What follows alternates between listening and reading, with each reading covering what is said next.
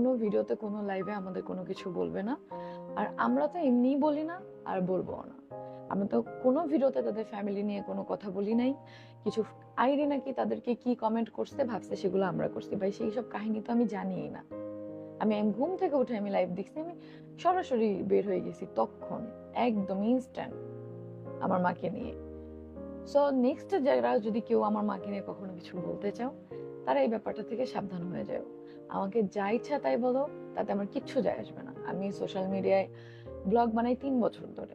তো মানুষ কথা বলবেই, একটা মানুষের ভালো মানে ফ্যান থাকলে তার হেটার্সও থাকবে। তো এটা আমার কিছু যায় আসে না। বাট আমার আম্মুকে নিয়ে মিথ্যা কথা তো ভুলেও বলবা না। তো আমার আম্মুকে নিয়ে এতগুলা মিথ্যা কথা এরকম বাজে ভাবে বলছে বিধায় কিন্তু আমি লিগ্যাল অ্যাকশন নিচ্ছি। হ্যাঁ, আমি লিখিত অভিযোগ করছি থানায় সরাসরি। আমি কিন্তু থেমে থাকবো না। আমার মাকে নিয়ে কেউ কোনো কথা বললে, আমার পরিবারের মানুষদের নিয়ে কেউ কোনো কথা বললে আমি কখনোই থেমে থাকবো না।